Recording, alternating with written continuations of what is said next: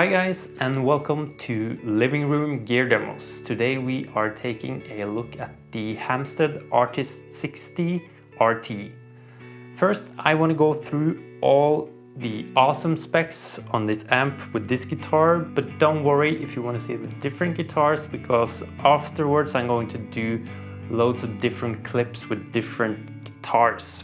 First off, the Hamstead is a 60-watt amp, obviously, and it has EL34s in the output section and 12 AX7s in the preamp. On the front here, you can see that it has a low and a high input. It has a bright switch for different guitars. What I really like about this bright switch, even though it's a simple feature, is that it's quite subtle, but it works. But with some amps, when you flick the bright switch, there's a huge difference, but with this one it's quite subtle and it works really good.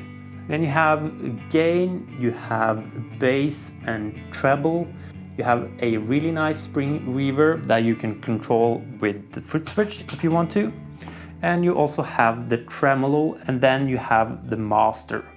Under bass and treble you can see a voice switch. This is something you can also control with the foot switch, and what it does, it's kind of a upper mid boost. On the back side of the amp you can choose how much you want to boost. This is also kind of a subtle feature, but it works really good. On the back side there's an on-off switch, of course, a mute button, easy access to bias adjustments. Then we have a very cool feature, which is the output power. It's kind of a power scaling where you can go from 60 to 20 to 7 watts. And the cool thing here is that it's almost like 3 amps in one. The 60 watt is loud, of course, but it's very punchy and it has a lot of clean headroom. The 20 watt is more like the Hamstead Artist 20. It breaks up a bit easier, and if you go to the 7 watt mode, it's more like a small, angry, saggy tube amp, and you can get some great distortion tones from that one. I'm going to show all 3 modes in this demo, of course. The next notable feature on the backside is the high and low switch, and it basically controls how angry you want your preamp to be. So if you want more gain, put it on high mode. If you want more clean headroom, put it on low. I prefer to use it on low. Then we have an effects loop, which you also can turn off and on with your foot switch.